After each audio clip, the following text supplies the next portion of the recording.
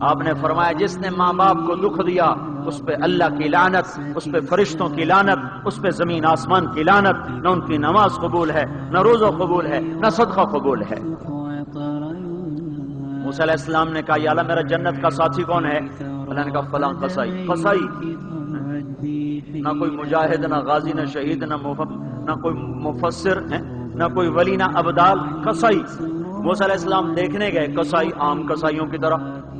وہ شام کو جب چلا تو تھیلے میں گوشت ڈال کے چل پڑا۔ موسیٰ علیہ السلام کہنے لگے تیرے ساتھ آ سکتا ہوں؟ کہا آ جاؤ۔ پہچانا نہیں اس نے یہ موسیٰ ہیں۔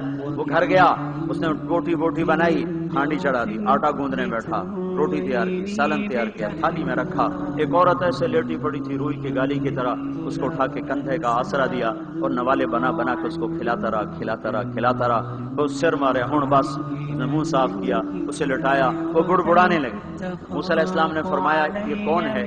کہا یہ میری اماں ہے، میں صبح اس کے سارے کام کر کے جاتا ہوں، پھر شام کو آ کر پہلے اس کی خدمت کرتا ہوں۔ اپنی بیوی سے کہوں نہیں آخر میرے پیچھے میری ماں نے روٹی کھوا دی، جیسے ہمارا رواج ہے۔ اپنی بیوی سے کہتے تو میری ماں دی کر، میں کوئی نہیں کرنی۔ اور سنو میری بیوی کے ذمے میری ماں کی خدمت نہیں ہے، میرے ذمے میری ماں کی خدمت ہے۔ خود کرتے نہیں، بیویوں کو کہتے ہیں اس کے ذمے نہیں، وہ انکار کرتے ہیں، کہتے ہیں نافرمان ہے، گھر میں لڑائی، دنگا فساد۔ پاگل تو نے چھاتی نوچی ہے ماں کی، تیرے ذمے ماں کی خدمت ہے، تیری بیوی کے ذمے نہیں ہے۔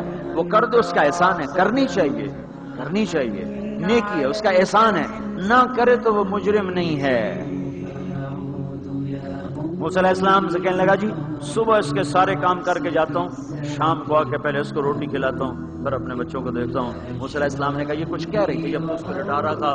کہنے لگا یہ اماں جو ہوئی پاگل اماں جدوں دی خدمت کرن شروع ہو جاندی اللہ تینوں جنت وچ موسیٰ دا ساتھی بناوے، بھلا میں کتھے تے موسیٰ کتھے۔